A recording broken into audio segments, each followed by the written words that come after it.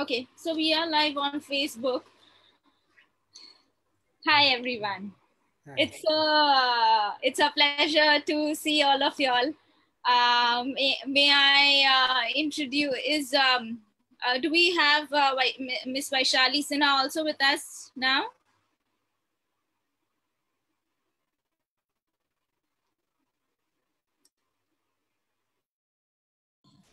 Hi Harsha, good evening. This is Jitendra here.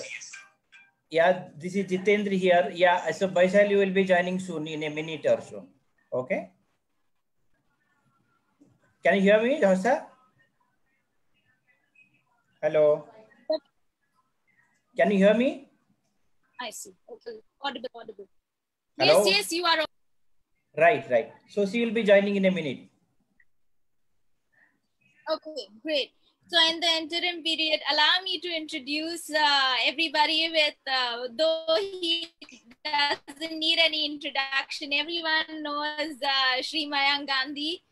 And he has been an urban planner with CTBUH, Chicago-based, the largest NPO for urban planners. He has been a social activist. He has been a political leader. And now he's working dedicatedly in the development sector with Global Parli. It has been an awesome journey. So, sir, would you like to share a little bit about your transitions and your life path with us?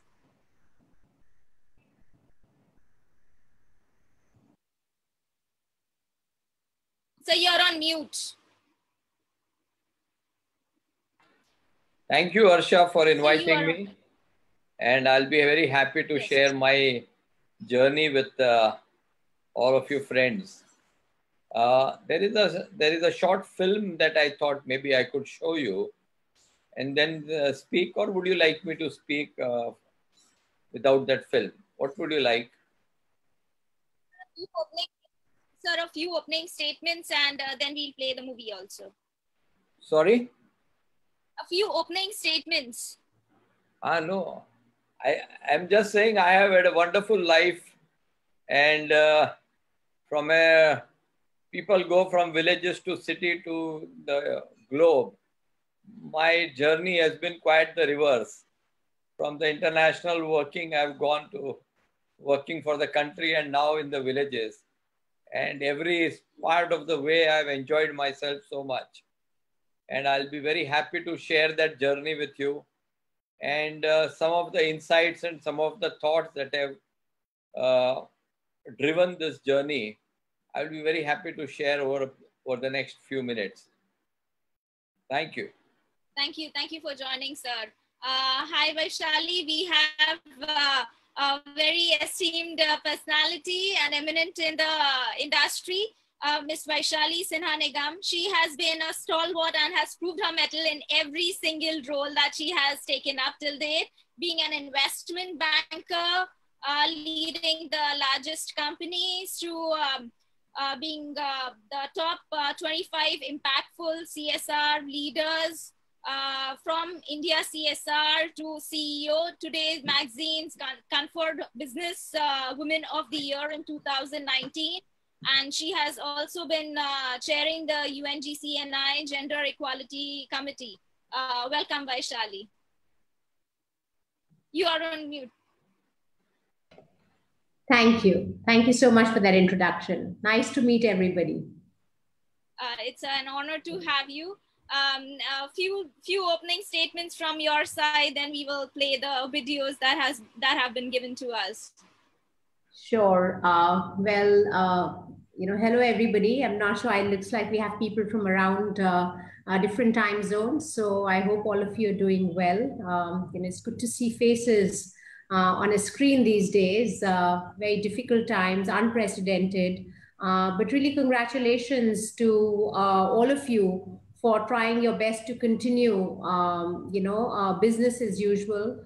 And so congratulations, IICSR, for this event and all the effort which is being made here. It's, as I said, a real pleasure to be here.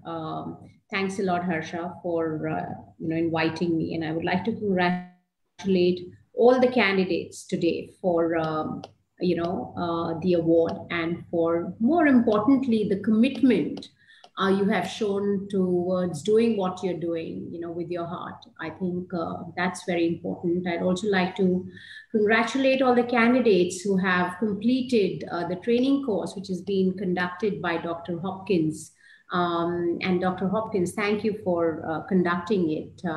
In these times, as I said, congratulations to everybody who's continuing business as usual.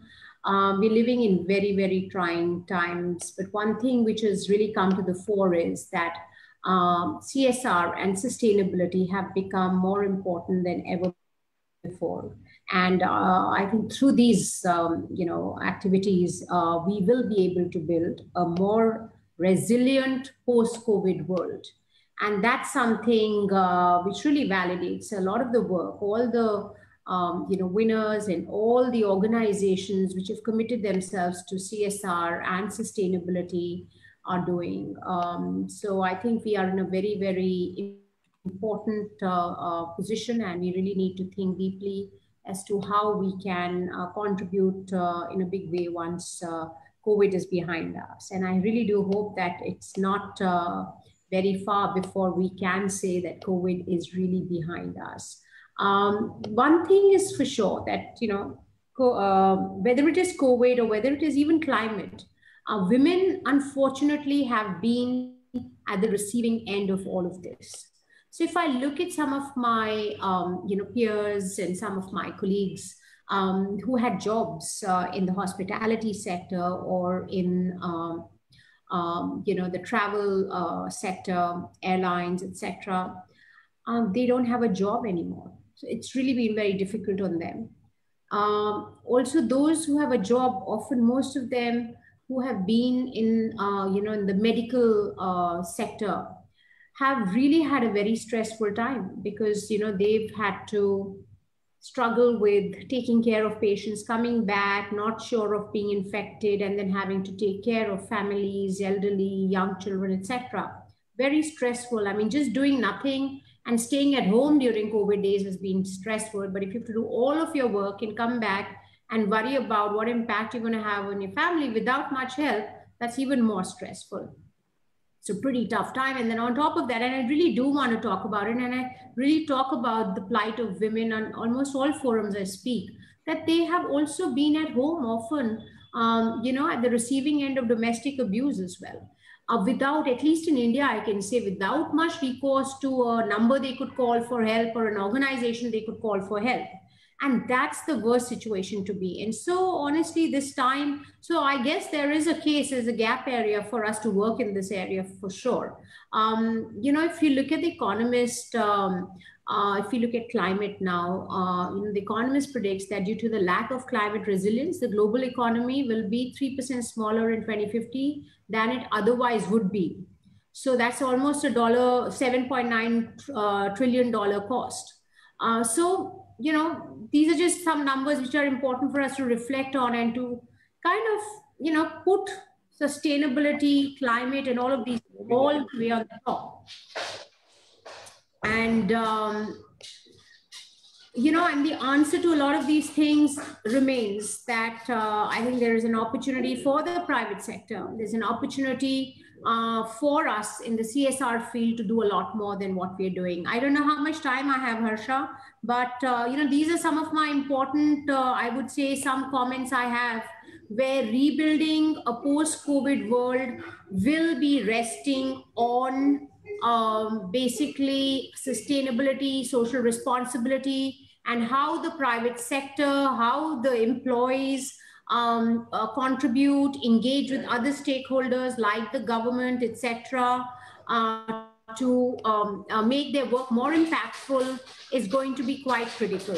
I think our government has really, done a lot, and I think has really, done whatever they can during these times in a way that, India is a pretty complex country with a very large population.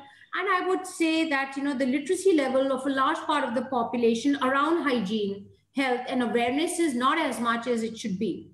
So therefore, it has been very difficult to contain the spread. though we are number one as we speak now, which is not a good position to be in as far as a number one is concerned. But I hope we can prevent the spread and contain it. And I was seeing in the papers today, China is celebrating a COVID-free environment. I hope we can do the same, not only in India, and many other parts of the world. And I think each one of us, if we behave responsibly, I don't think it's going to be very difficult for us to do that. And at the same time, let's hope we can expedite the vaccine. And so I can't wait for the for a normal sort of an environment to breathe in. So let's just also, before I wrap it up, I want to also talk about some of the best practices that companies should follow for effective CSR spends. Because, we're all, doing CSR, which is great, but how effectively we do it is going to make the difference, right? So, and for that, I think we need to do a few things. We need to choose wisely what we are doing, why are we doing it, what is our area of spend, and how can we spend strategically. I think that is sometimes what we end up doing in the CSR field often is that we end up spending transactionally, because there's so much need for little bits to be done here, there, and everywhere, that you require a certain conviction to spend in areas where there is a strategic value added of the spend. And I would say that all of us should think about that more deeply as private sector folks who deploy these funds. We have the power to put our funds to good strategic use. We should work with NGOs who have experience and expertise on the ground. To me, that is most important. I think understanding the local people and finding local solutions is critical for effective CSR work. So we should all contribute towards that, because without that, the work done is not effective, because people don't get it, they don't benefit from it. So I think we should definitely do that.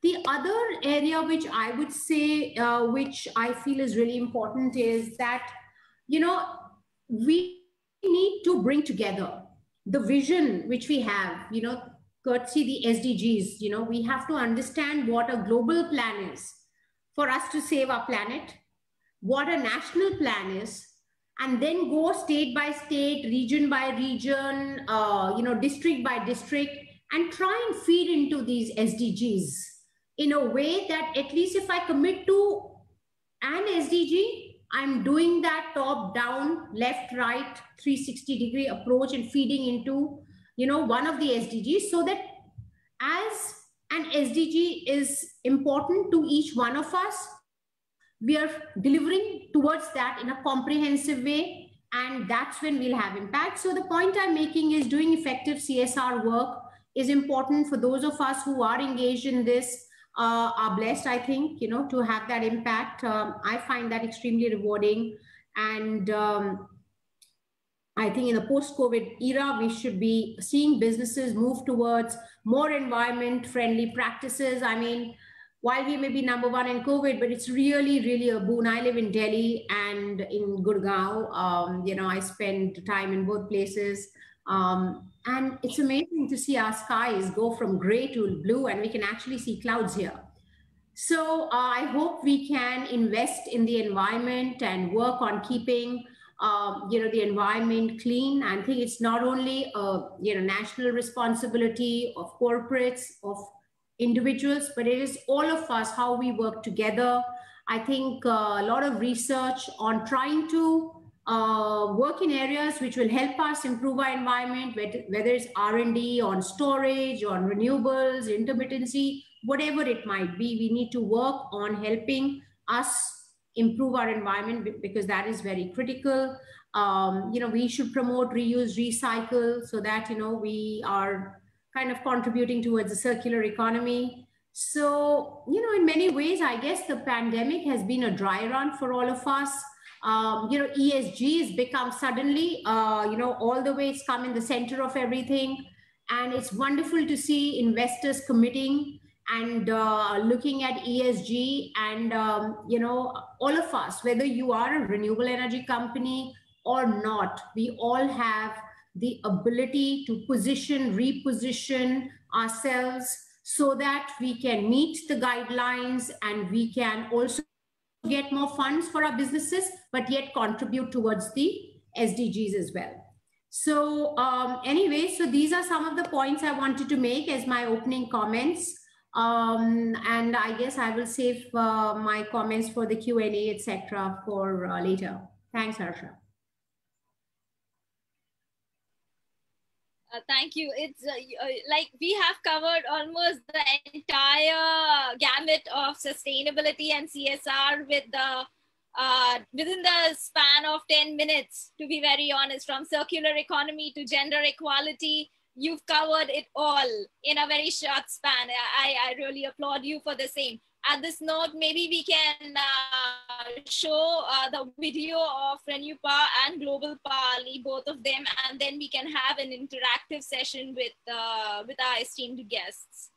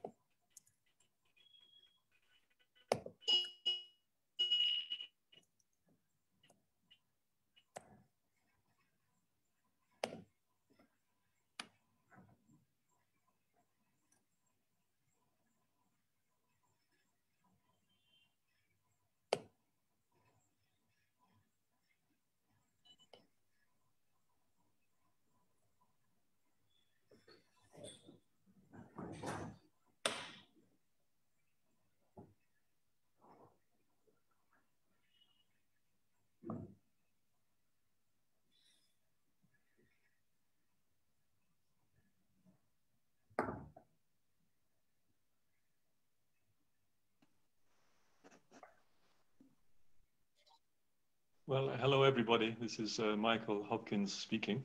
Looks like we've lost Harsha. I'm sure she'll come back. Can people hear me? If your video is on and you can hear me, put up your hand. Yes, sir. We can hear you. Thank you very much. Thank you. Let me take advantage of Harsha allowing me to speak for a few minutes. Normally she would cut me off after 7 seconds. But sometimes she lets me speak for several hours. So I think I see her back now. Let me just say a few words before Harsha gets back onto you. I've just finished a course on CSR and sustainability via Zoom this week. I must say it was interesting, fascinating. As always, as a teacher, I learned a lot. But I found it quite exhausting, quite intensive, and I think the students did as well, because we had a lot of material to cover. So one issue, I think, in the future, maybe there should be a little bit more spacing when we're doing the course. I found most of my afternoons were taken, all my afternoons were taken this week, and of course, preparation in the mornings. And I've not had much feedback from the students. I think it's a very good mentality. I think that people are sometimes too polite, and so the feedback is not there, not quite as much as I would have liked to have seen. I'm also very pleased to meet Vaishali and to hear her remarks. And I was also impressed how you covered the whole field in 5 or 10 minutes. And I made a note of 4 areas that you covered: national social responsibility, personal social responsibility, corporate social responsibility, and government social responsibility. And all these are coming to the fore. You also mentioned ESG. I don't know if people looked at the Financial Times out of London very often, but every day there's about 5 or 6 articles on ESG and a multi-stakeholder view of companies, which is fairly new this year. So it seems that the subject is really gaining importance. What I wanted to do today, but maybe I'll do that a little bit later because I don't want to get in the way of other people, as I'm quasi-hosting now that Harsha does not seem to be there.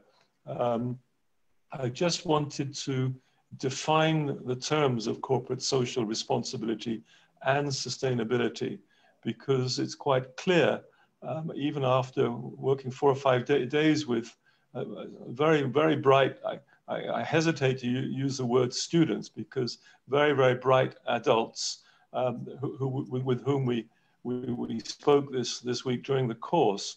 But it's quite clear that the idea of what I always say, a systems approach to looking at corporate social responsibility is still not really in people's mindset. So I'd like to... Oh, hi, Harsha, good. I took over from you because I figured you went away. I'll stop talking now.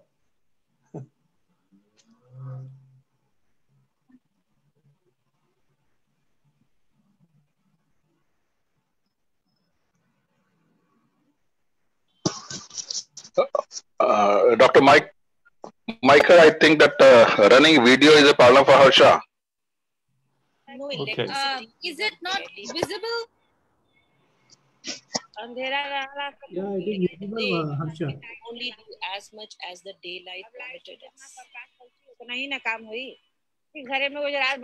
Thanks to the electricity, we can reach home a little later than usual. Can make fresh food in the morning before going to work. Water is a big problem here in my village. I have to travel miles to get water for my family. Ever since the... No, I'm facing a challenge in playing the video maybe. Harsha, I think it's okay. We can share the link on the chat box and people can watch it later on. Let's get to the conversation. I have a hard stop at 5:50. So if you don't mind, I'd love to just, if everybody's okay, let's just take it forward. Yeah. Yeah, you can share the link of your YouTube link of this film. That'll be totally fine. I think we can proceed with the program.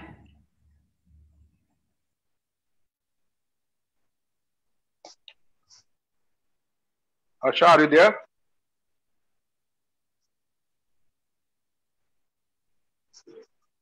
Yeah. Okay, excellent. So thank you so much for allowing me to do so. I would like to, who has extensively contributed, Mayank Gandhi, who's also working.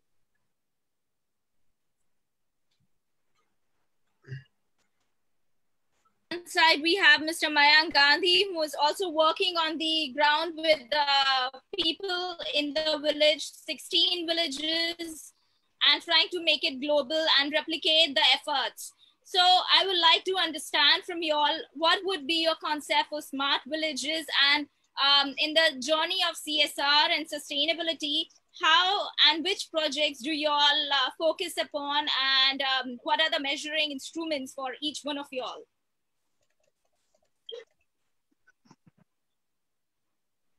Mayank sir, you are on mute, sir.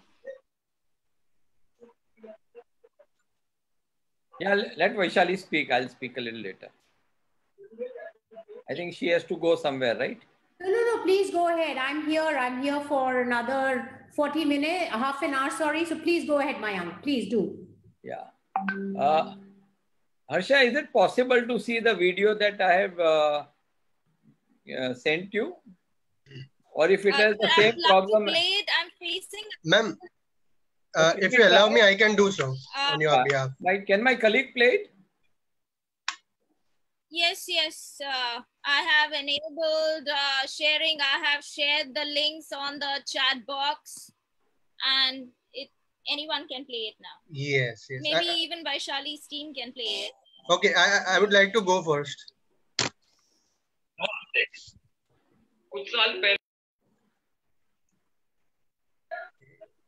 Here we go.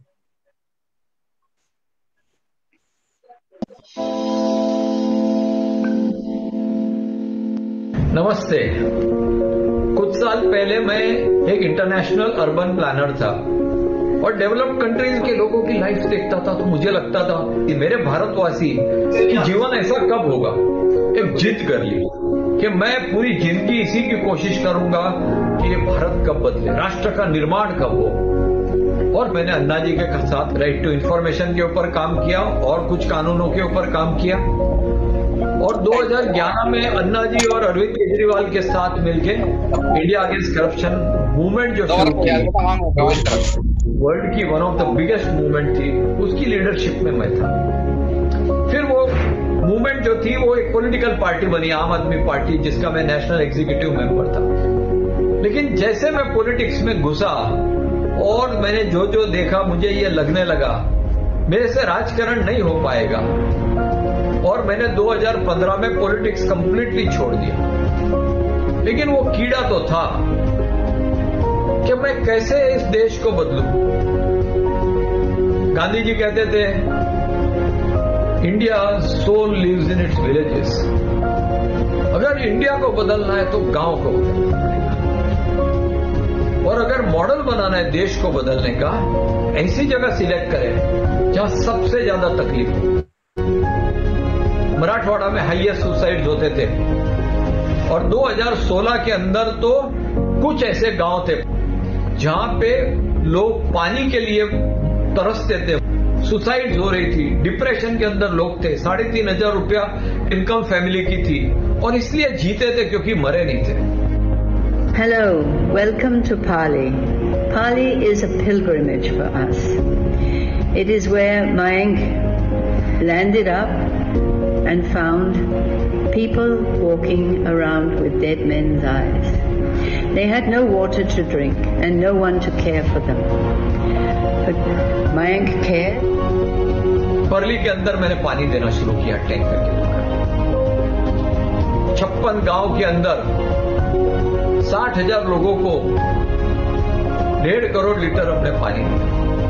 मैंने इसके पहले लगान picture छोड़ के कोई गांव नहीं देखा था, मुझे मराठी नहीं आती थी और मैं गांव में घूमने लगा और वहां के लोगों की हालत देख के बहुत दुख होता था। क्या कर सकता हूं मैं, कैसे इस एरिया को बदल सकता हूं और ये मॉडल को लेके देश बदल सकता हूं, इसके ऊपर विचार करने लगा और मैंने डिसीजन ले लिया। मैंने सोचा पूरा जीवन सेवा में ही गुजारूंगा और मैंने जहां नौकरी थी वो छोड़ दी और मेरे पास एक फ्लैट मैंने बुक किया था वो बेच दिया और गांव में मैंने काम करना शुरू कर दिया। लेकिन एक चीज मैंने तुरंत मुझे समझ में आ गई कि जो गांव है ये एक मल्टीपल ऑर्गन फेलियर जैसा है। हार्ट के ऊपर आप काम करोगे लीवर खींच लेगा, लीवर पे काम करोगे लंग खींच लेगा। तो अगर आपको गांव बदलना है तो आपको 360 डिग्री हर एक एस्पेक्ट पे काम करना पड़ेगा। हमने पानी के ऊपर काम किया, हमने इनकम जनरेशन के ऊपर काम किया, एजुकेशन के ऊपर खूब काम किया, स्वास्थ्य के ऊपर, हेल्थ केयर के ऊपर काम किया, फिर स्किल डेवलपमेंट के ऊपर किया, कैपेसिटी बिल्डिंग के ऊपर किया। गांव वालों को तैयार करने के लिए जो डिप्रेशन में था, जिसकी आंख के अंदर अग्नि नहीं थी, सोललेस आइज बोलते थे, जिसके युवाओं ने कभी दूध नहीं चखा था, उन सब के लड़ने को तैयार कर दिया, एक आर्मी जैसा बना दिया। The biggest thing was that a social transformation took place, and small villages can be incredibly competitive. If you have one political party, there are probably 3 factions of that party in that village. He said that look, if you talk about politics in this village, I'm not going to enter the village. So he was very, very intelligent. He completely stayed away from politics. He speaks nothing but development, development and development. वहां पे दारू का बहुत ज्यादा चलन है और रेवली गांव करके था, उसके अंदर 7 युवा सिरोसिस ऑफ लीवर से मर गए थे। रात को रोड के ऊपर सब दारू पी के सोते थे, लेडीज ने पीना शुरू कर दिया था। बच्चों ने पीना शुरू कर दिया था। और फिर हमने तय किया कि एक आंदोलन करते हैं, और वहां की लेडीज, बच्चे, युवा सब आगे रात को मशाल लेके घूमने लगे, दारूबंदी जारी चाहिए, और दारू की दुकान पे रेड मारने लगे। और इस तरह हमने 15 गांव में दारू कंप्लीटली बंद कर दिया। खुशी हो या गम हो, मुझे खाली शराब ही दिखती थी, शराब के अलावा मुझे दिखता ही नहीं था। मगर जब से मयंक गांधी हमारे गांव में आया और उन्होंने शराब बंद की, और मुझे एक खाली मूल मंत्र दिया, बोतल पे बोतल पिए जाओ, आधी रात उतरती है, मगर एक बार खाली समाज सेवा का प्याला पियो, जिंदगी भर चढ़ती है। और खाली एक यही मूल मंत्र ने मेरी जिंदगी बदली। मूवमेंट शुरू हो गया और लोग जुड़ने लगे। तो 2017 में ये सोचा कि अगर मैं अपनी जीवन में इस तरह काम करूंगा गांव बदलने का, तो 25, 50, 100, 200 गांव बदल पाऊंगा। और भारत में 6.5 लाख गांव है।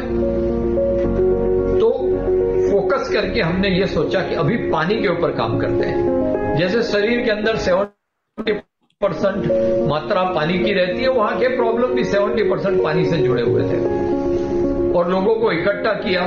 मुझे याद है 45 डिग्री की धूप 2018 में, और सारे गांव वाले साथ में मिलके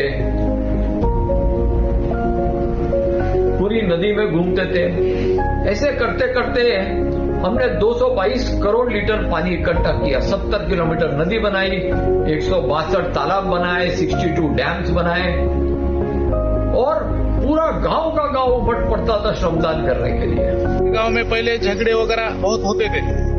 जैसे ग्लोबल परली के साथ हमारे गांव के युवक जुड़े, अभी गांव में विकास कार्य बहुत प्रगति पे है, और साथ में हम लोगों की जो एकता है उसे भी अभी कोई तोड़ नहीं सकता। सिर्फ श्रमदान नहीं करते थे, गांव वाले ने 13,55,000 रुपया भी इकट्ठा किया। तो इस तरह से पानी के ऊपर खूब काम किया, और पानी आ गया तो पूरा गांव, पूरा एरिया नव चेतना आ गई। पेड़ होने लगे, बर्ड्स आने लगे, बटरफ्लाईज आने लगे, इतना सुंदर पूरा एरिया होने लगा। हमारे गांव में जो ग्लोबल वर्ली की टीम ने जो वाटर से डेवलपमेंट का काम किया है, उसकी बदौलत हमारे गांव में अब बहुत पानी है। पहले हमारे गांव का जो पानी था वो 400 से 500 फीट तक था। अभी वो काम होने के बाद हमारे गांव का पानी का लेवल 50 से 70 फीट तक आ गया है। उसकी बदौलत हम लोग अब अच्छी फसल उगा सकते हैं। और लोगों के अंदर नई चेतना आई, उनको लगा कि हम भी जीवन में कुछ कर सकते हैं। कि उस समय की जीत थी हमारी, कि सिर्फ जमीन के ऊपर बदलाव नहीं लाए, हम मानसिक तरीके से इनको हमने जिंदा कर दिया। और जो युवा जो किसानी छोड़ के शहर में जाते थे, वो शहर में जाना उनका बंद हो गया। तो ये बहुत बड़ा बदलाव हो गया। ये वाटर मैनेजमेंट करने के बाद इनकम कैसे बढ़ानी है, ये नेक्स्ट चैलेंज था हमारे लिए। और हमने ये प्लान किया कि जो किसान कॉटन और सोया लगाता है, जहां पे उसको 10 से 20,000 रुपया पर एकड़ की सालाना इनकम होती है, अगर उसका क्रॉपिंग पैटर्न चेंज करते हैं, अगर हम फल के पेड़ लगवाते हैं, तो उनकी इनकम बहुत ज्यादा हो सकती है। A lot of work, and it was something it needs to be done in every part of India, because एक तो ऐसे ट्रीज लगाने से जो एक सबसे भयंकर जो डर है, which is looming on our heads about environment, about global warming. So Mayank Gandhi ji का एक सीधा साधा फंडा है कि भैया झाड़ लगाओ, that is the only solution. और फिर किसान को हमने बहुत अच्छे पौधे दिए और जबरदस्त ट्रेनिंग दिया, रेगुलर ट्रेनिंग एवरी 15 डेज हम लोग देते थे। कुछ तो ऐसे पेड़ हैं जो 2-2.5 साल के बाद फल देंगे, लेकिन पपाया और ड्रमस्टिक ऐसा था कि जिसने 8 महीना 7 महीने के अंदर प्रोडक्शन दे दिया, और मार्केट वहां पे आ गया, क्योंकि क्लस्टर के अंदर बहुत बड़ी क्वांटिटी में बनता था। अब जो 10 से 20,000 कमाते थे, वो 3 लाख के ऊपर कमाने लगे। एक पपीता का पेड़ कम से कम 50 से ज्यादा 80 किलो तक ये माल देता है, और 1 एकड़ में ये आप 900 पेड़ लगा सकते हैं। 900 पेड़ है, यानी कि लगभग 40 से 50 टन। पहले सोया की खेती करते थे तो 20 या 25 हजार आते थे। ये पपई की खेती करने लगे तो हमारे हाथ में 10 या 15 गुना ज्यादा 3 से 4 लाख रुपए प्रति एकड़ खर्च जाते हुए हमारे हाथ में रह गए। इधर जो मल्चिंग दिख रही है इसमें हमने वाटरमेलन का लिया था। वाटरमेलन का एक एकड़ में खर्चा जाते हुए हमको कम से कम 1.25 लाख रुपए रह गए। यहाँ हमारा जो दुष्काल परिस्थिति में हमारा एरिया पहचाना जाता है और यहाँ बारिश भी कम होता है और इधर पूरा कर्ज बाजारी खेती पूरा चलता था और मैं वो सोयाबीन, कपास, बाजरी, हाइब्रिड ऐसा पीक लेने वाला किसान था। उसके बाद इसका सेवगे का जो उत्पन्न चालू हो गया तो ऐसा हम सपने में भी नहीं सोचते कि खेती में इतना पैसा निकलता है करके। पहले हम तो वो पैसा देख के हमारा विश्वास भी नहीं होता था कि 1 एकड़ में इतना पैसा खेती किसान को मिलता है। बाद में जब चालू हो गया तो एक झाड़ को 10-15 किलो माल निकलने लगा। अच्छा से पैसा मिल गया। अपना वो कपास निकाल के फेंक देना पड़ता है, वैसा ये सेवगा का नहीं, 7-8 साल चलता है वो, अच्छा संभालेगा तो। फिर आप पहला क्या पतरे का घर, अभी घर भी बनाऊंगा वो पैसे से, अच्छा से गाड़ी बीड़ी लेगा बैठने को। मैं एक गरीब किसान था और आत्महत्या करने को निकला था और ग्लोबल परली आई। ग्लोबल परली ने सीताफल लगाने का मार्गदर्शन किया और उन्होंने अच्छे पेड़ लाके मुझे दिए सीताफल के। और मार्केट में जो सीताफल 20 रुपए 30 रुपए किलो जाता था वो सीताफल आज 120-130 रुपए से जा रहा है। मैं 1 एकड़ में 3 से 5 लाख रुपए कमा सकता हूँ, ऐसी मेरी आशा है और मैं खुश हूँ। तो खूब इनकम मल्टीप्लाई होगी। ये रिजल्ट देख के आजू बाजू के एरियाज के किसान हमारे पास आए कि हम भी लगाना चाहते हैं। तो इस साल 2020 में कोरोना का चैलेंज होने के बावजूद हम लोग ने 20 लाख से ज्यादा फल के पेड़ लगाए।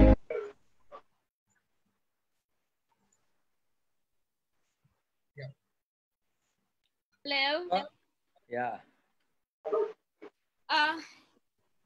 So it's a beautiful video, and I would like to say even Vaishali's video is so beautiful, but we really want to talk to you guys and we really want to exchange thoughts, and we really are privileged to have you all, and we want to know you all more. Yeah, go ahead. Now since we are also having paucity of time, minutes, and Vaishali needs to leave in the next at 5:50 as such. So maybe if you think fit, we can honor all the participants with certificates, and then we continue our dialogues. Would that be a good way? Sounds good, Harsha. Let's do that. Right, we'll at least honor everyone the certificates. We'll do our main stuff, and will be great to have a chat post that. So I will announce the name and share the screen, and the respective person can come forward and accept it.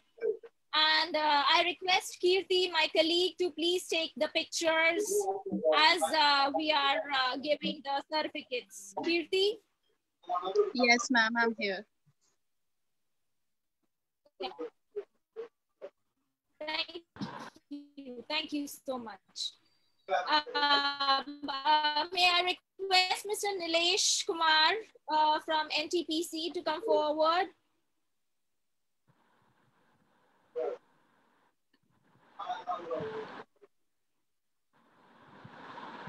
Okay. So I'll call the next candidate. I'll call the IOC.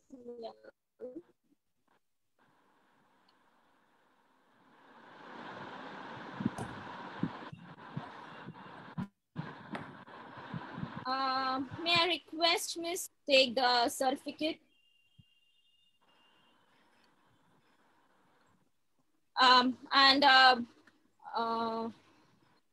Kirti, can you please put up Ms. Bindu's certificate also?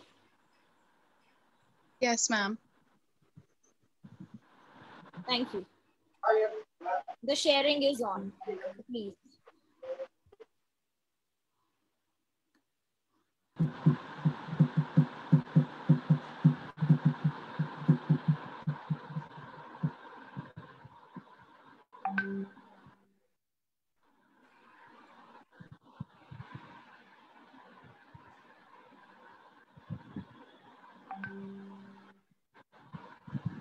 Kirti? Yes, ma'am. Whose certificate? Ms. Bindu's certificate.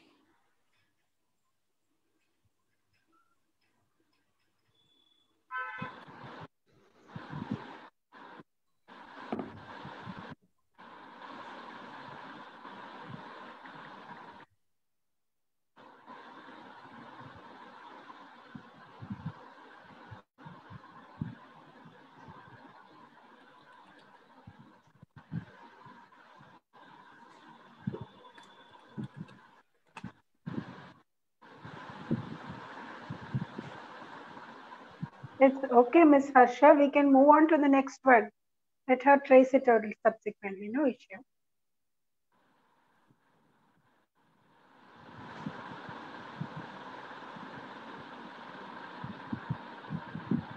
Kirti, are you there with me?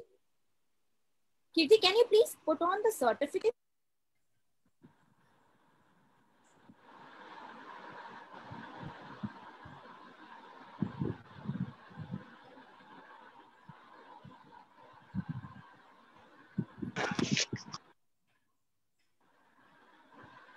Dr. Hopkins, till the time she puts on the certificate, it will be great to listen from you interacting with our esteemed guests.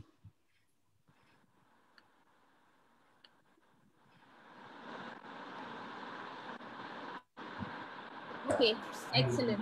So, I didn't quite hear that, Harsha, but I think you wanted me to say something. So yes, yes.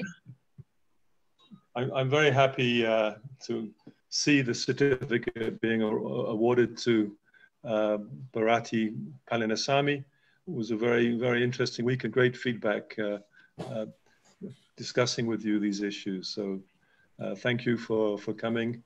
Thank you. A pleasure to give you this certificate. Thank you. Thank you so much for the wonderful program. Really, I was learned a lot of things last 1 week, sir. I know very much that Dr. Mayank Gandhi, I had visited last year his field. There is very wonderful, tremendous changes he has done his area. Thank you for Harsha and Dr. Michael Hopkins and all other experts. Really, I was learned a lot since 1 week. Yeah, thank you. Thanks for the opportunity for our JSW and other CSR. Thank you too, Bharati, and it was a delight having you this week. And I hope we cross paths again somewhere, who knows where in the future. Well, Dr. Hopkins, whenever you visit India next. I'm thinking of going this afternoon, actually. It looks so nice there. And such lovely people. We had a wonderful day this week when we had 4 industry leaders talking. It was a magnificent afternoon. And Harsha, I've been complaining to her how hard she's been making me work, but she's really been working really, really hard. I think I rarely see her light go off much before 1 in the morning, and it's certainly often there at 5 in the morning as well. So congratulations, Harsha, for the tremendous work that you've done in putting this work together, and all the other courses. I'm sure they're going to be brilliant as well. So especially with your magic touch on them. Hi, Harsha. One small changes, you have to change certificate. In that you have mentioned Mrs. Actually, it's a male, myself, Bharati. that you have to Make all change. the necessary changes Yes. post the session. Definitely. Welcome to the world of women. That's what we encounter all the time. We get Mr. a lot. We get Mr. a lot. So this is how it feels. Yeah. So congratulations, Anil, as well. Yeah, thank you, Arshad. Thank you, Dr. Hopkins. We learn a lot from last 5 days. And basically, when I was attended, we feel like, the knowledge of CSR is such a big, and like we got present to that we are actually having a small knowledge. Okay. So there is a lot way to go and do a lot of work, like Mr. Gandhi has shared the videos, and such a big transformation we can do it, and that's in our hand. So this course really helped us to make a difference in people's life, and I'm very happy, especially thanks to Hopkins sir, Harsha, and IRCSR for conducting such a wonderful program. And, yesterday also night around 11 o'clock, I have actually given a test paper. So long I have given a test. So that is also additional activities which I have done, which normally nowadays I am not doing. So I have actually appeared for the I have appeared for the exam. So thank you everyone. The people behind this course also, there are a lot of work need to be done. So I want to acknowledge and thank you everyone for doing such a wonderful program. Thank you. Thank you so much. Thank you, Aksha. Thank you, Anil. Wonderful job. Thank you.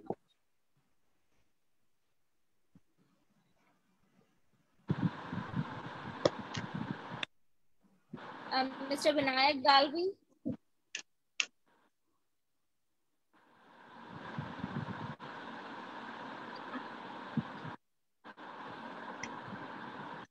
I think that Vinayak has some work because he's from the same company which I'm working on. Vinayak is there in the session now, right now, Vinayak? Yeah, so on the behalf of Vinayak also, I want to acknowledge once again, because we are from the same organization. So thank you, everyone. Thank you, Anil. Do send my greetings to Vinayak. Yes, yes.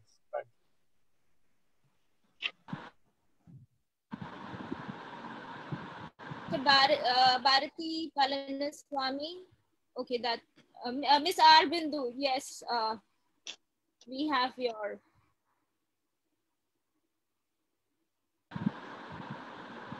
I did see her earlier today. Oh, there she is. Hello. Thank you, Ms. Harsha. Nice to see a certificate. I think after I graduated, now after so many years, I'm seeing a certificate in my name. So nice to see that. And I would like to thank Mr. Michael Hopkins for having taken the sessions for us. 2 hours per day, sharp on time. And he has actually given, since I am new to CSR, he has given me to open my work. He has given me a very good viewpoint on CSR. So I think that will go a long way in carrying out whatever my organization wants me to do, CSR in the state. I think it will go a long way in that. And I'd like to thank you, Ms. Harsha, for having coordinated all these sessions so pleasantly and so well. Thank you so much. Thank you, Bindu. It was a delight having you in the course. And I know you're always the first there and the last to leave. And a great advert for female emancipation and female and gender balance work in the future, which I'm sure you'll carry forward. And you'll certainly keep Vaishali. I see her still watching. You'll keep her happy. And to know, Vaishali, that Bindu was a tremendous student this week. Always very, very lovely smile, quick with a comment, right on top of things. So it was a great pleasure to have you. Yeah, my only regret is that we have to do everything by Zoom, because there's nothing like meeting you and saying hi together and seeing how you're going and have a private conversation of what you really learned and how we could make it better and where we can go next and so on. Because sometimes a conversation, even like now, is a little bit stilted. But thank you. And again, Harsha, despite the technological difficulties, you're doing a wonderful job. Hang in there. Okay, I need to leave. Apologies, but all the best to all the graduates. Thank you. I would like to make an announcement, Vaishali.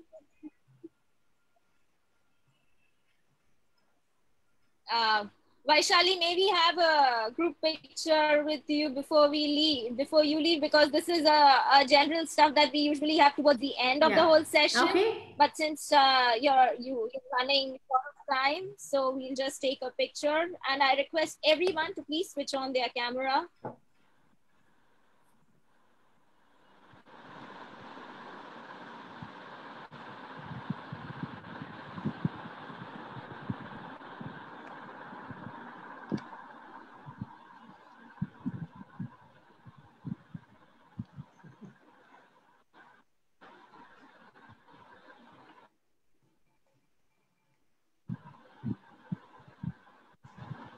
All right, great. Thank you for joining us, Vaishali. Highly appreciate your presence. Yeah, thank you. All the best. We'll have a little more time.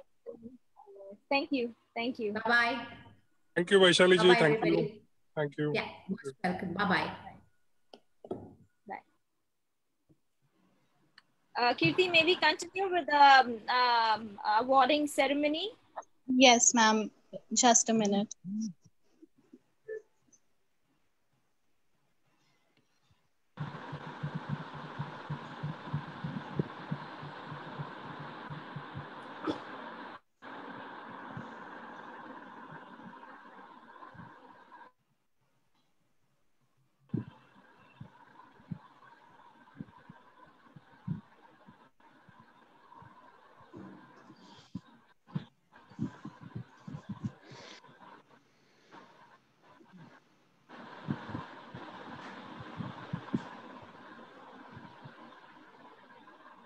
Ms. Richa Sharma.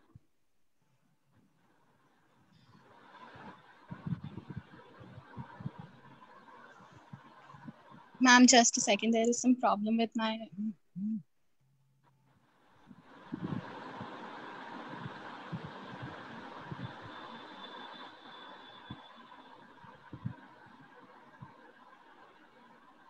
By the way, since I've got the microphone, we're waiting for the technology. I'll just call. And I see Bindu is just there. I'd like you to know, Bindu, I told you nobody ever fails my courses. But also, you've got the top mark in the examination up to now. So congratulations. Oh, thank you. Thank you. You have given us the courage that you won't fail anyone. No, the idea is not to fail, but on the scores given, that you actually got more than everybody was very, very close actually, because of such good students. And if you didn't get 100%, it's my fault, not yours.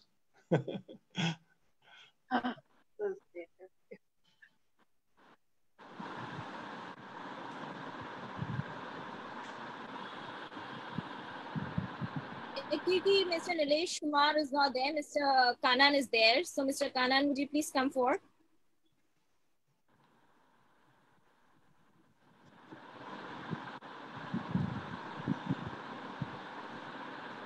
Hello. Congratulations, Hello. Mr. Kanan. Thank you very much. Thank you, Ms. Harsha. Are you audible? Yes, we hear you. Yes, sir. You are audible. Hello.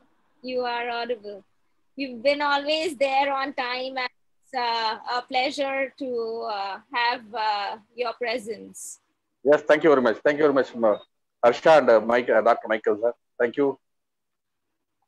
Thank you very much, Mr. Kanan. It was a great pleasure having you too. And Mr. Gandhi, would you also like to add a few words? myself and Ramana Rao are both in the team on behalf of NLC India Limited. Okay, that Ramana Rao is busy in another meeting, so he could not attend the meeting. Are you audible? Yeah, I hear you. So say hello to Ramana too. Okay, thank you, thank you. And Okay. it's a pity he's not there so that we could say, you know, in French we have a nice saying for saying goodbye. It's au revoir, which means see you again, I hope. Okay, thank you, Michael. Thank you. खत्म नहीं हो रहा है, सर्वे खत्म नहीं हो रहा है, बना दिया ना? अच्छा ऐसा कर दिया, ओके ठीक है. Okay, Mr. Ramana Rao is also with me. Attending another meeting. Thakuria. Thank you. I convey that. Thank you very much. Thank you.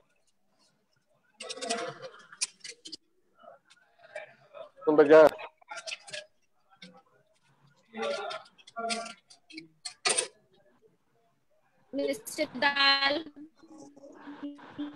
not there. Mr. Digan.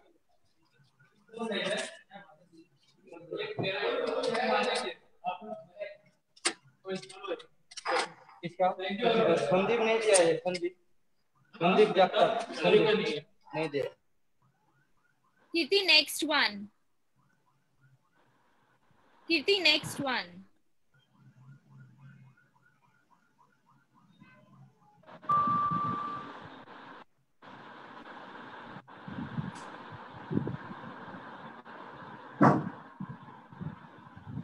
Yes.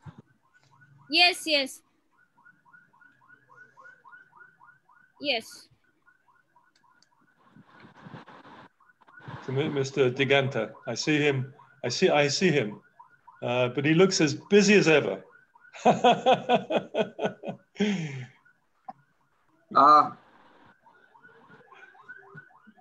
Hello. Diganta, we see you and we hear you, and we have your certificate. You're on the screen right now. Thank you so much. Thank you so much for the program. And the last 1 week, we were really enriched with a lot of new information about CSR. And although we have been implementing CSR projects, but it is good that, we are very much fortunate to meet eminent personality like Dr. Michael Hopkins and get to learn a lot of new aspects about CSR. And it would have been great to, okay, am I audible? My yes, you are. There's a problem. Yes, you are. Diganta, whenever anybody says nice things about me, you're always audible. It happened. So I'm basically facing a lot of connectivity problem.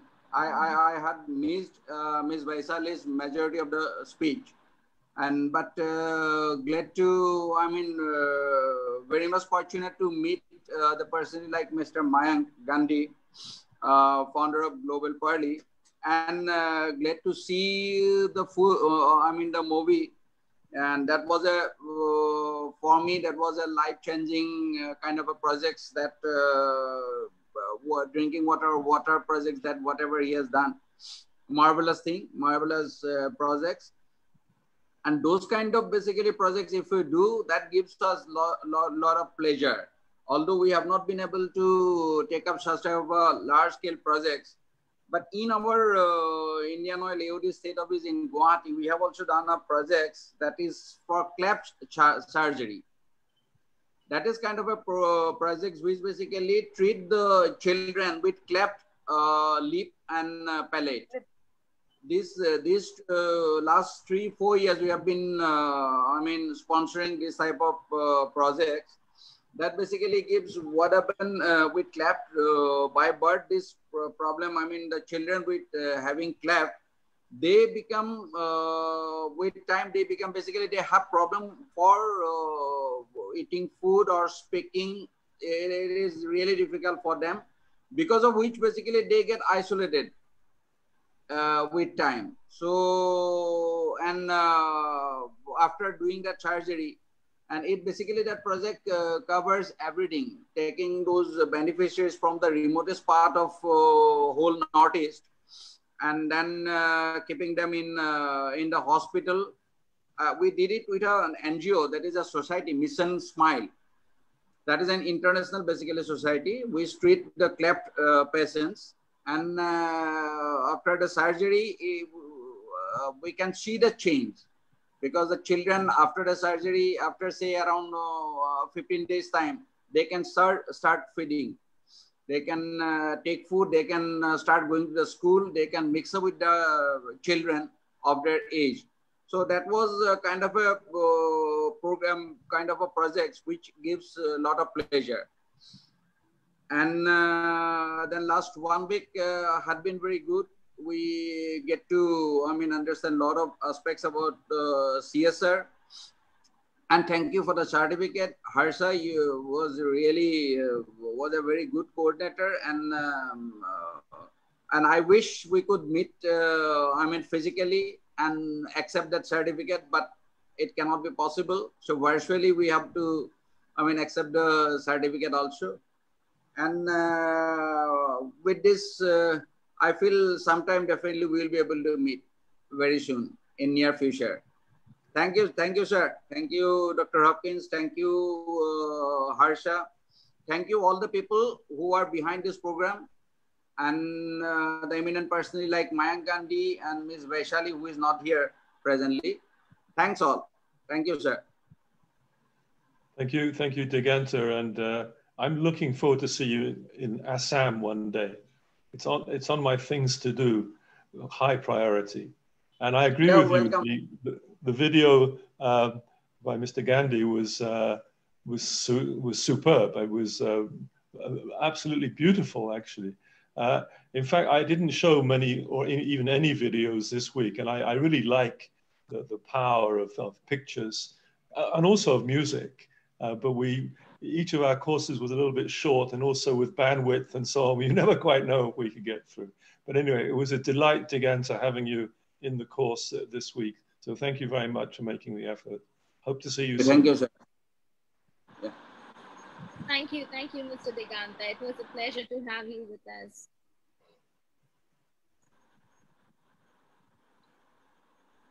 Do you think Mr. Praveen Sakleja?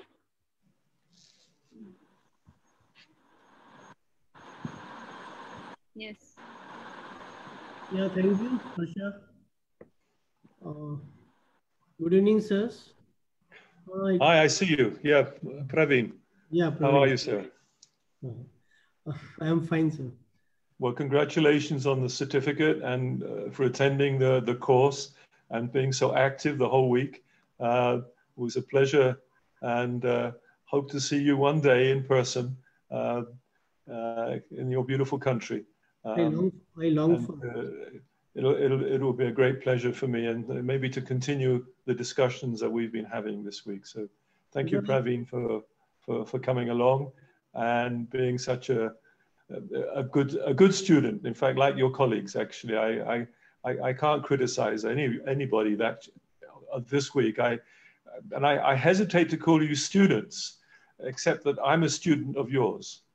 So if you're a student, then I'm a student. But I think I'd rather have you and speak of you as colleague. And thank you very much, Praveen. Doctor, we are today celebrating Teachers' Day in India. So you have been a phenomenal teacher. And I loved your infectious laughter and the great insights. Thank you, Praveen. You and Harsha so coolly and calmly handled everything. Huh? So it was a great insight, Harsha. And sir, I would, just one take, I came to know how little I know in vast field. And a lot of things to be done, as I think CSR is to be done from the heart. It is more of a subject from the heart than the mind. So let us hope we can contribute some way, little way, and definitely physically meet each other.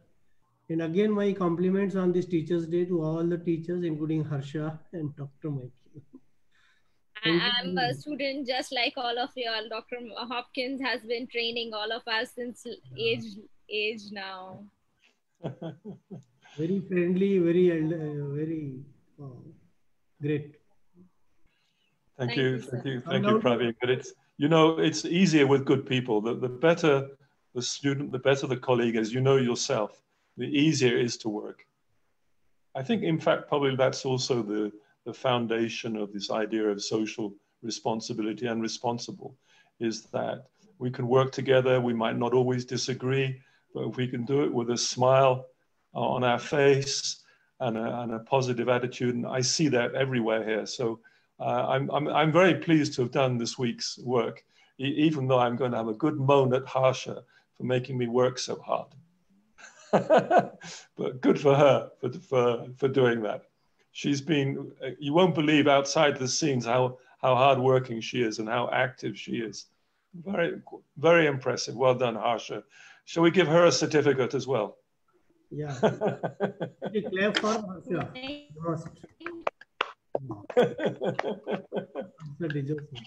Thank you, Harsha. You're being thank you. You deserve it. I believe that all of us all have been awarded the certificate. Mr. Gandhi, are you there with us? Very much here. We are waiting to hear from you, and we want to know you more and about your life journey and how did your transitions happen. There are so many questions, and how do you plan to scale it up? And it's an open platform for all of us over here, and they would all like to ask questions. Yeah.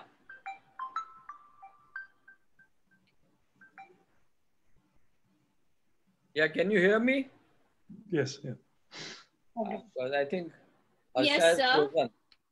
So, Michael, can you just repeat what Harsha wanted me to speak? Can somebody please repeat what Harsha wanted me to say? I couldn't hear Harsha completely. I think she said, was there anything you would wish to add? Because she was very impressed with your presentation. Is there anything that you would like to add?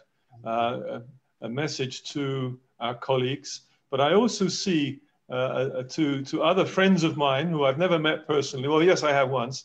Dr. KK, who's a close friend of mine. Hi there again. Always lovely to see you. And Anil as well. Dr. Anil Jaggi, who took me out during the week to talk about football. That was a wonderful occasion, and I'm sorry I couldn't. It was not only about football; it was CSR and football. So, yes, indeed. How to link CSR with the football was a challenge. So thanks, and good to see Mayank. Mayank, my compliments. I just saw your film, and though I know Mayank for the last 2-3 years, and we met in Jodhpur, and he's doing amazing work. That is no doubt about it, and. I'm here to listen more about what he's doing in the last couple of years. And I think that for all of us, it is important to understand what he's doing at a ground level. And my compliments to Harsha also, because theoretically, Mike Hopkins has taken a wonderful classes. He's an amazing teacher. And as mentioned by somebody, today is a Teacher's Day. So compliments to all the teachers, regards to all the teachers. And you're also one of the teacher. And getting some practitioner from the field like Mayank and his transformation from a political party to urban development to that grassroots activist in the very different area. Not only different, it is a very difficult area because we have been discussing about water issues, and he has done amazing result-oriented, tangible work in that area. So it was very good combination today for this webinar to bring all the practitioners, to bring all the professor and student also. So my compliments to all of you. Thank you very much. Okay. Let me just quickly give you a 5-minute insight because I think there's a lot of time which has passed. I was an urban planner and I used to give consultancy to 23 countries. And when I used to go abroad, I used to look at the developed country and the people's prosperity. And I used to wonder, how do I bring this to my countrymen? And that was the reason of my madness. And I came here, started working with Anna Hazare for the Right to Information Bill, which I drafted, and many urban laws. And because I was an urban person, my focus was on urban laws. In 2011, along with Arvind Kejriwal and Anna Hazare, we started the India Against Corruption movement. I was part of the core committee. Then it morphed into a political party, Aam Aadmi Party. I was part of the national executive. But Osho used to say that there is richness in life and poverty. One had to choose what path one had to go to. And having seen politics very closely, I realized that this is poverty, because every morning you have to fight and struggle and do things which any decent man would find difficulty in doing. So I quit politics completely in 2015. But that desire to change the country was always there. And Gandhiji used to say that the soul of India lives in its villages. So I decided that if I can't change the villages, then I can't change India. And I went to the villages, and very strangely, I'd never seen a village in my life except in a movie called Lagan. And I did not know a word of the language of that Marathi. But being mad has its advantages. So I jumped into that whole thing. And I started working with 15 villages. And, I was an urban planner and in some way a consultant, a management consultant. And a management consultant thinks that he knows everything. So I went with that background that I know everything and I will make some changes and the whole villages will change. And I quickly realized that I know nothing. And I had to unlearn before I started learning. So whatever I was there in my cup, I had to throw that away and started filling it with knowledge from the villages. And I worked on a 360 degrees on all aspects of village life, because I realized that villages are like multiple organ failure. You work on the heart, the liver will pull it away. You work on the liver, the lungs will pull it away. So if you really want to change or have an outcome, not an outcome where you get happy, an outcome where you intend to change, then you have to work on a 360 degrees. So I worked on a 360 degree aspect of village life, understood a lot of it. My cup was slowly getting filled. But then I realized that I want to change the country. And I just wanted to say that when I decided to select villages, I did this drill down thought process, which is the worst area in India. So we saw that Marathwada is the area where highest suicides take place. Then we said, in Marathwada, which is the worst district? So it is Beed. Beed is the Bihar of Maharashtra. And in Beed, which is the worst taluka.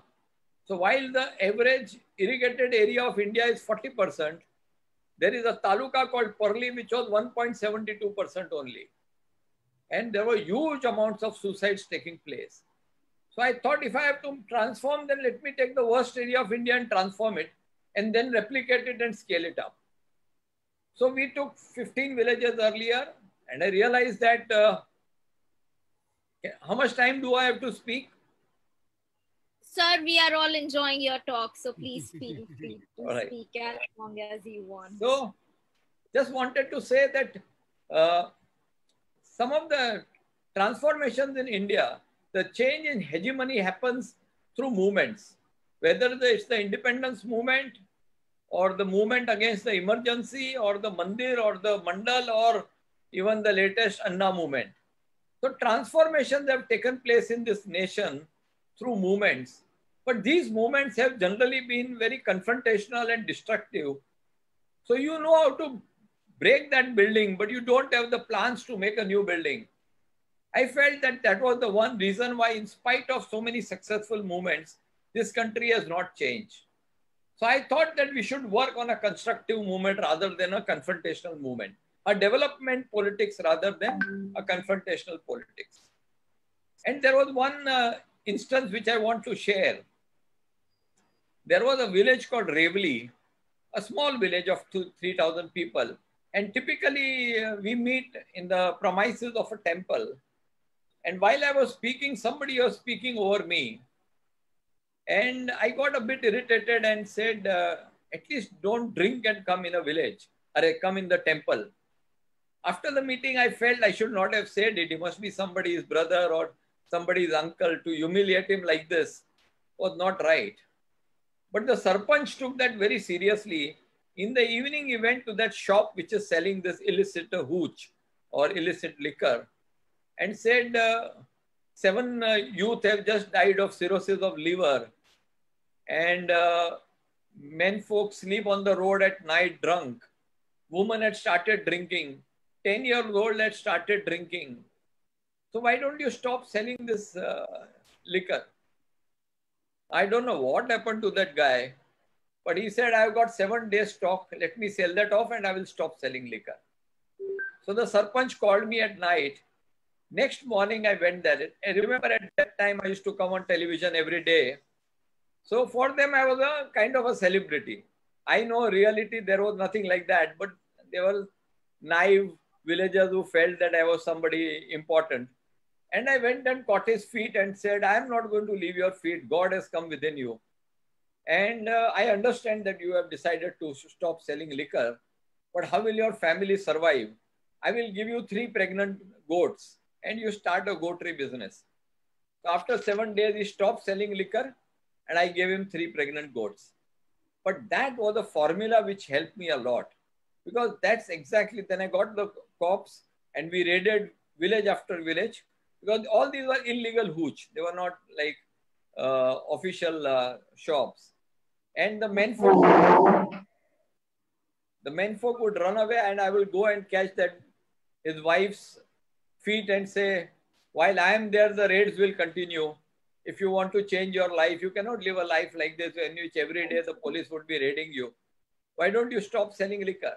I will give you 3 pregnant goats. That worked. And every night there would be women and children who would carry the mashal, what do you call that, fire, and walk around the village saying, Daru bandi jalij paije, sale of liquor should stop. And the woman would sit outside the liquor shops and with that manjira do Ramdun. And like that in 15, and that was the beginning of our movement. Now, if you come to Parli with me, you will see 2,000 to 5,000 people following me wherever I go. That is a constructive movement which changed the lives. Then I felt there are 640,000 villages in India. If I start doing what you are asking, a complete village development, then in this lifetime, I might be able to do 15, 20, 100, 200, 300 villages. And India has 640,000 villages. So I said, let us focus only on some aspects rather than do all the aspects. All we did is we made them self-sufficient to fight for themselves. And then we moved on. And I said, the source, the fountainhead of all the problems is the economy. People don't have enough money. There is so much poverty. The suicides are taking place because of society. 3,500 rupees was the monthly income. People were living because they were not dead. There was depression. Youth had never tasted milk. That was the level of poverty. And I said, let's increase their income. And the worst part was that no farmers' children wanted to be farmers. And this is true throughout the country. And I wondered that what will happen to this nation if the farmers' children don't become farmers. So one has to increase income in farming, while everything else we can do, skill development, etc., etc. But the core of the problem is how do you increase the income in farming? And for farming, this was a drought area, 5 years of drought in the last 8 area. There was no water to drink. So we got the farmers together. And together, if you had seen the film in detail, you would have realized that we started working on creating 70 kilometers of a river, 162 farm ponds, 64 dams, major dams, trenches, and we created 2,200 million liters of water storage. And that water was it catapulted the whole area, because once the greenery started coming and more importantly, the transformation in the mind started coming. People started feeling they can do anything. So from a depression, they became a highly motivated team. They said, we will make 100% toilets. We will do all our village development. You don't get involved in it. That's exactly what I wanted. So then we said that right now they are growing cotton and soya, which is earning them between 10 to 15,000 rupees an acre per year.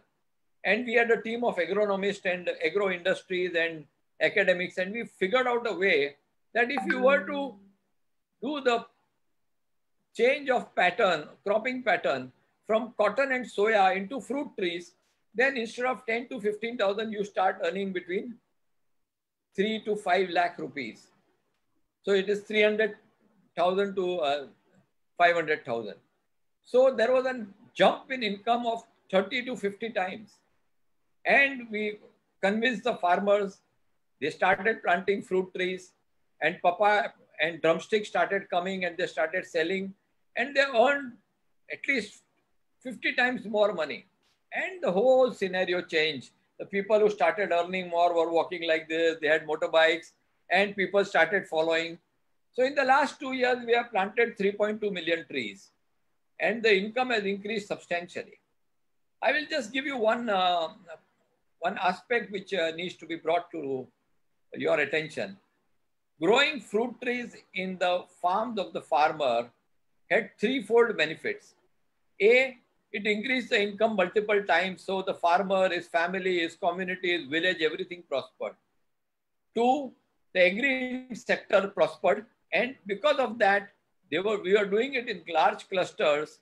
MSME, small industry started coming, processing plants, procuring centers, pack houses, service centers, service industry started with transformation,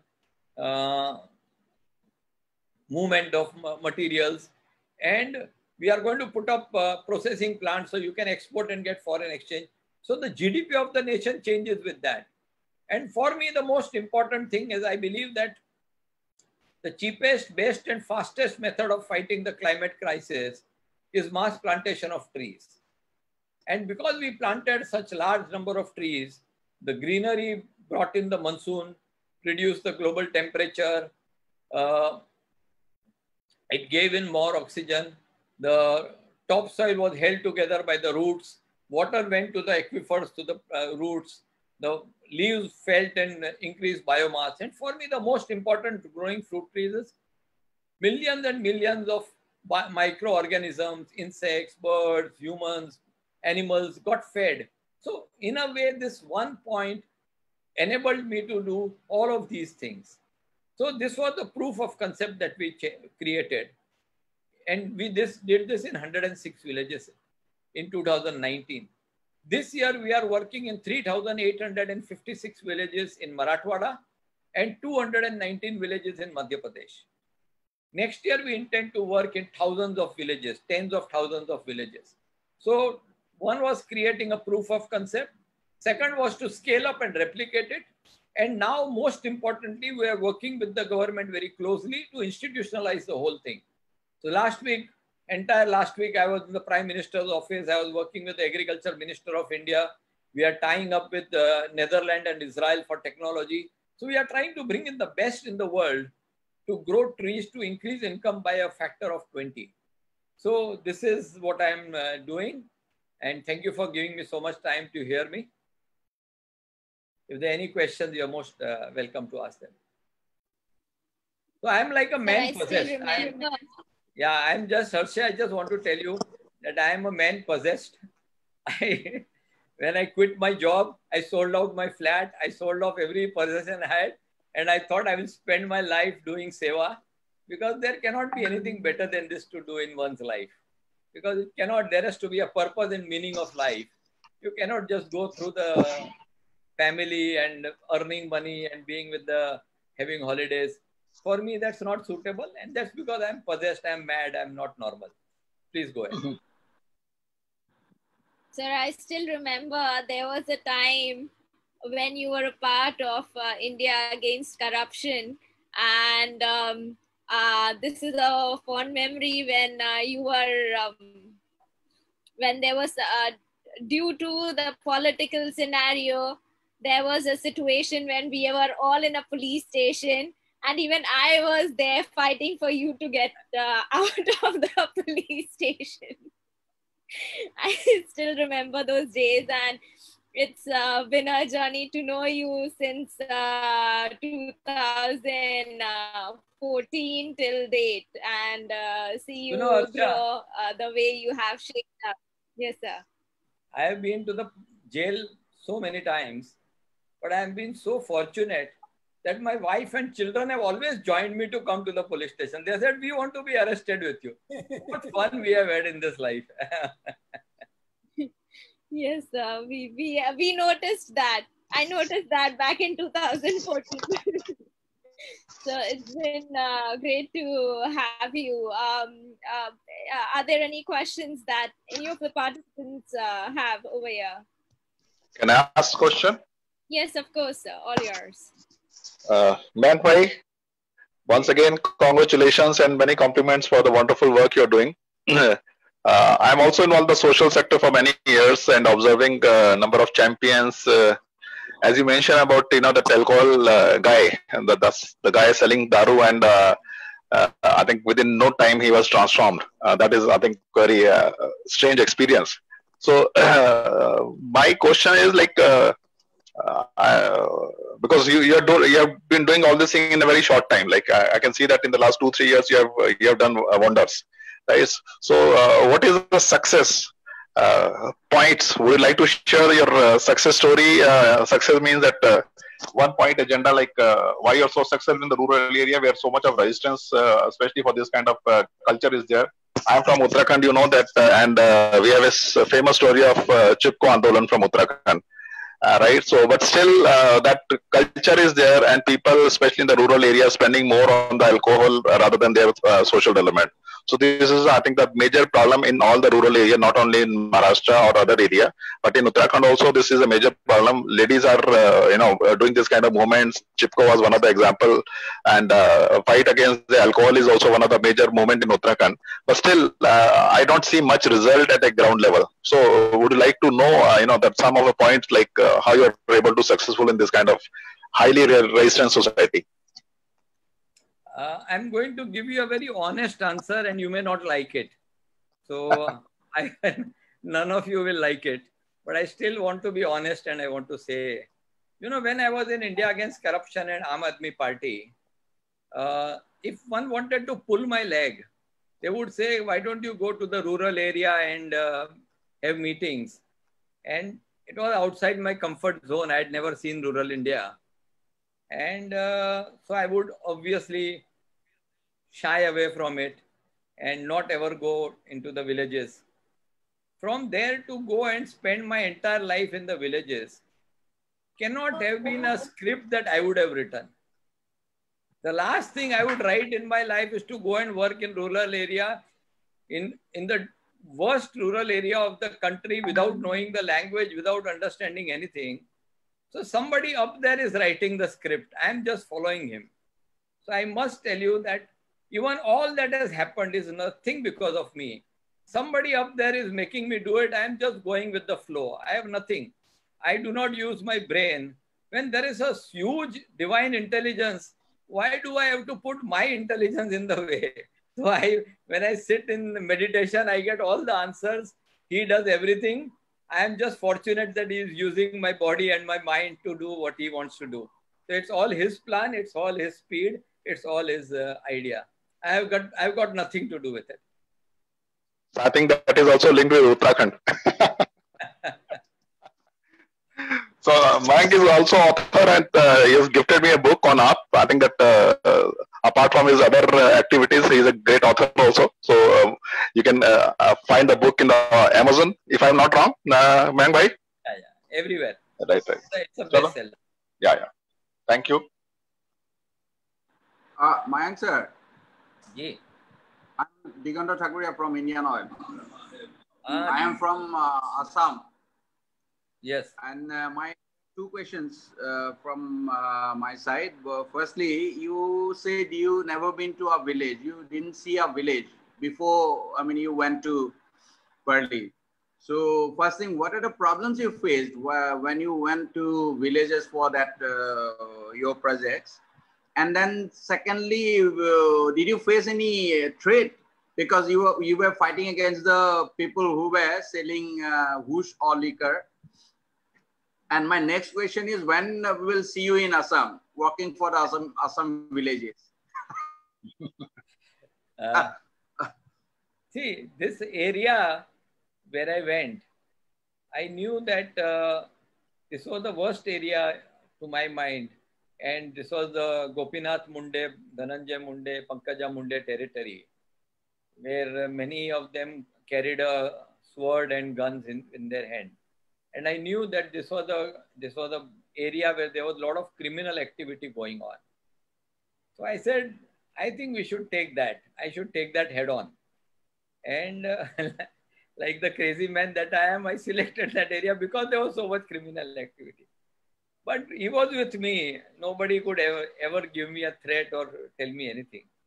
So I had this rule that when I went to a village, and if anybody spoke of politics, I would sit in the car and drive away. So that happened in 4 villages where they came and said, I am from BJP, he is from NCP. I just stood up and sat in the car and went away. So people realized that if you want to work here, and I think it's legitimate to have politics, but during election, not during development. So I stayed away from politics. I stayed away from everything. And while all the ministers and all the senior people in politics did come to me, they wanted to help me, but I kept an arm's length from each of them. I did not want to involve them at all into this, because the minute you involve one person, then the whole thing becomes vitiated. So I stayed away. Villagers used to wonder, why is this man coming 530 kilometers away? Does he want vote or does he want note? There can be only 2 reasons why people feel that. So I had to convince them that I'm not normal, I'm half crazy. That's why I've come here. And it took them a lot of time to get convinced that this man wants nothing and he is just coming to give of himself rather than take anything. And I told them very clearly that if you are expecting me to come and give you some charity or some money or some help, then you are mistaken. I will just come and give my shoulder to you. You have to fight yourself. And that's how we did. They did everything. I just gave, and I worked very closely with the government also. So every 15-20 days, we would have a meeting with the collector and with the commissioner. I would put the agenda on the board. All the officers would come. All the officers would sit in that meeting. And if they don't work like a minister, I would give them show cause notice. I will kick them out. So I worked because it's my country. They are all our servants. I don't mean it in a bad term, but I'm just saying we are paying for them. We are just putting them on top of us. Really, we are the owners of this nation and we should behave like one. We have all forgotten. Our spine has broken in many parts and we don't have the guts and the daring to stand up to them.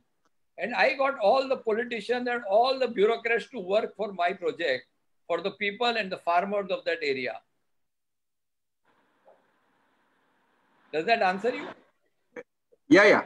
Great. Mr. And then you should get global Parli in Assam for Mayank sir to come and work in Assam too. No, I forgot to answer that. This year we are planning to increase our area. So some, I think Dalmia Cements has asked us to work in Assam and Meghalaya near the area where their factory is, work with the farmers of that area. So if I come to Assam, I would be happy to work with you.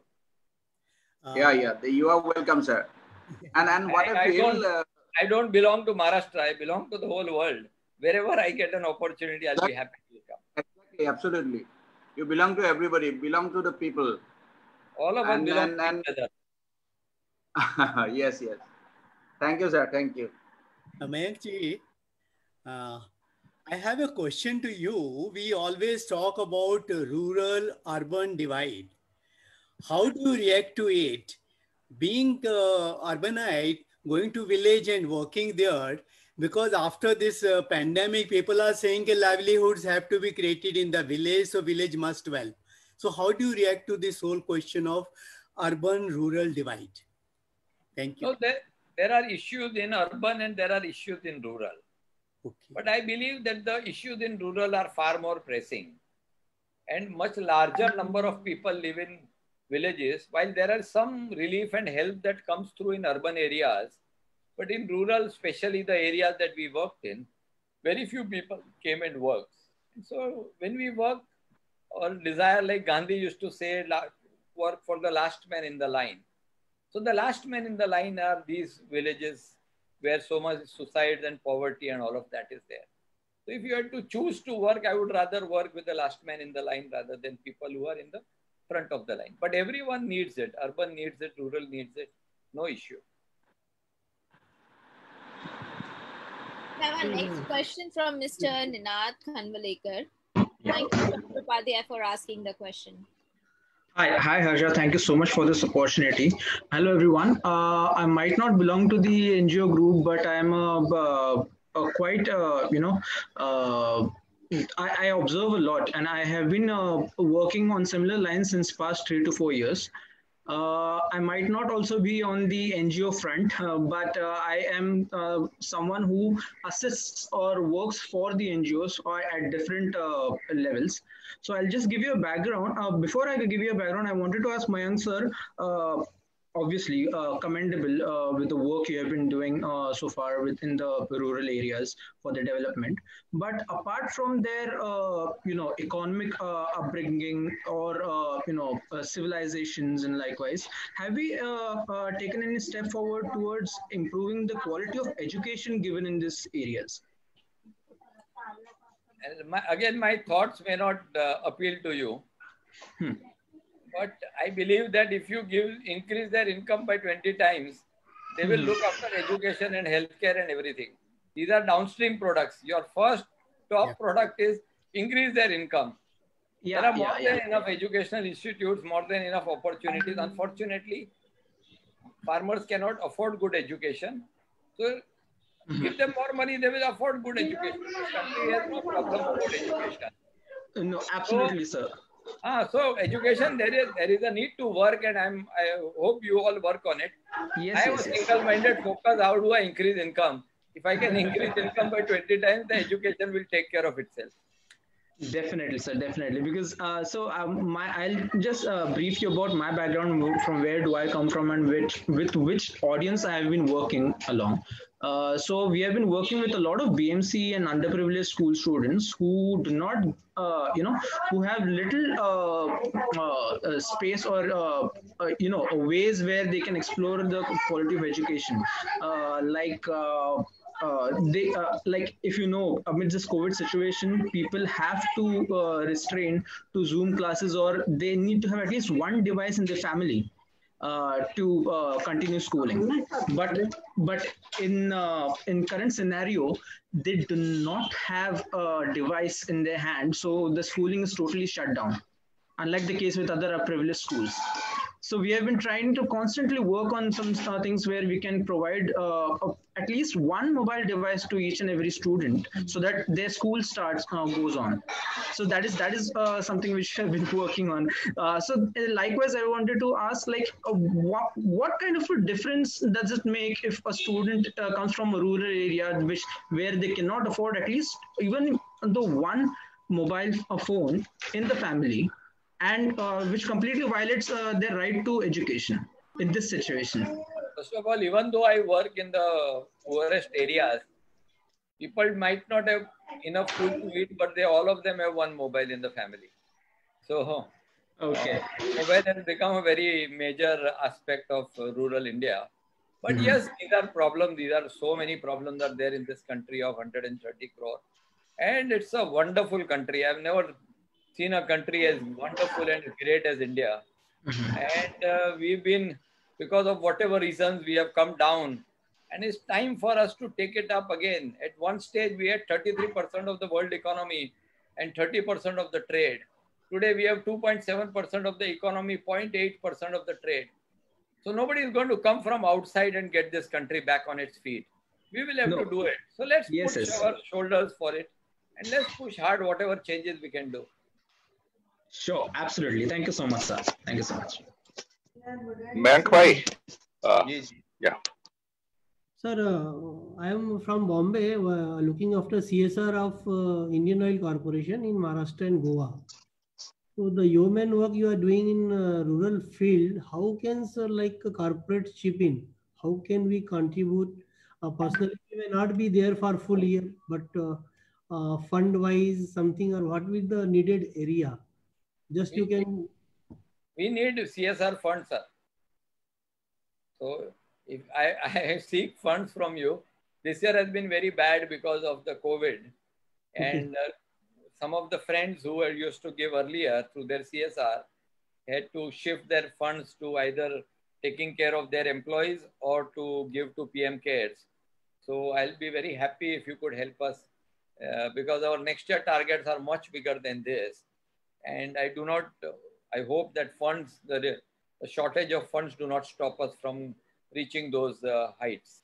So we'll be very happy to get in touch with you. But this year, as you said, now about 300 crore rupees has from corporate kitty has gone to PM Care in the very first week of the April.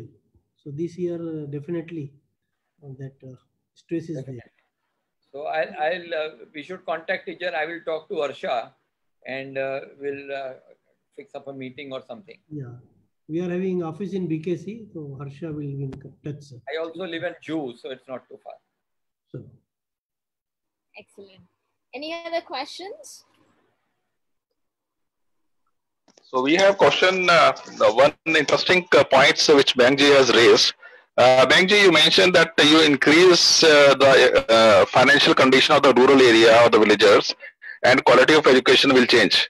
I will differ on this point because in Uttarakhand specifically, because we are working in the Uttarakhand villages and I can see when the income of the rural area is going up, people are migrating, right? So just for the education, in the last Uttarakhand, you know that it's one of the youngest state in the last 20 years. In 2000, Uttarakhand came into existence. In the last 20 years, more than 2,000 villages has been declared as the ghost villages.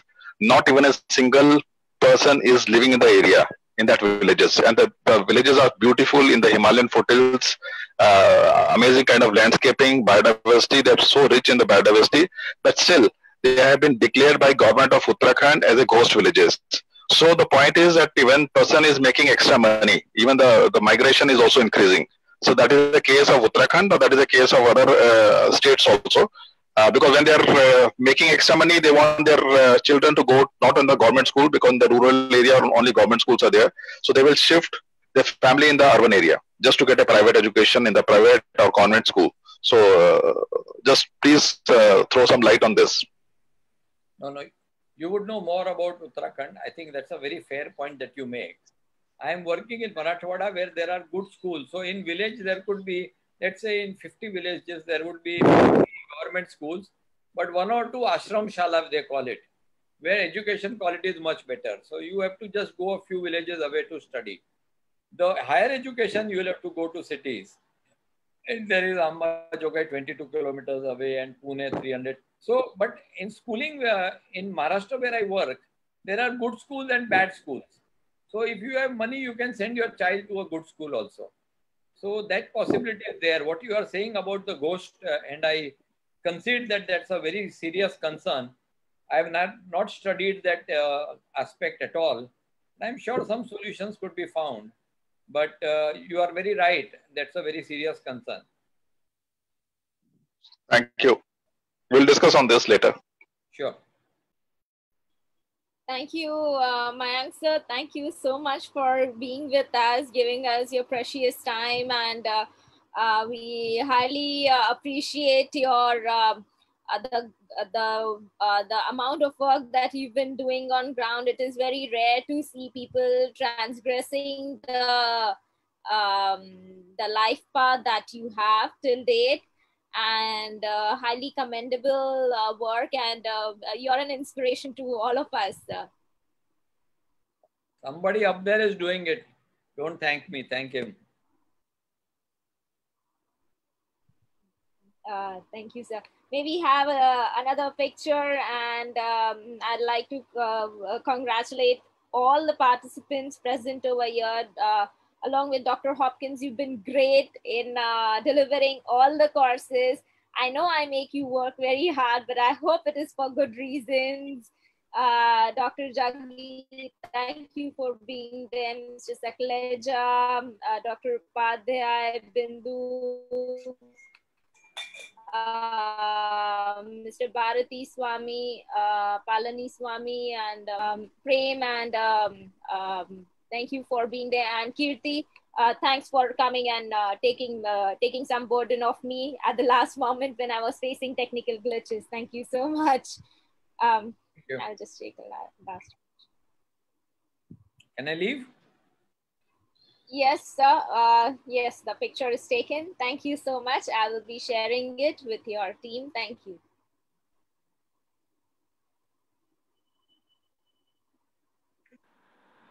Thank you all. Thank you. Thank you all. Thank you, sir. Thank you, Harsha. Keep doing great works. Thank you, sir. Thank you. Thank you so much, Harsha. We'll be sharing the recordings post this. By Monday, Tuesday, you will get all the recordings of the session along with all the study materials. I'm sorry, sir. All the presentations, whatever Everything has been we said, will be. Yeah. Everything. We will require, if you all can give us just 1 line or 2 line of testimonial, we will like to put it on our website. We will give. Thank you, sir. Thank you. Okay. Bye. You will be giving link or you will be sharing the files, Harsha? I'll be emailing the files, all of them. Okay. If it is more than 10 MB, then official mail may not receive. So you can break in less than 10 MB mails. Okay. Okay, we need a zip folder. Till now we have received everything. Okay. So I think so that should be fine. Yeah. Okay. Chalo, good night. Bye. Thank you. Good night. Thank you, sir. Bye. Let us wait sometime. Sure. Sure, sir. Thank you. Bye, Binduji, Diganto. Yeah. Thank you. Bye. Good night. Thanks to IICA, CSR, IOC friends are week long.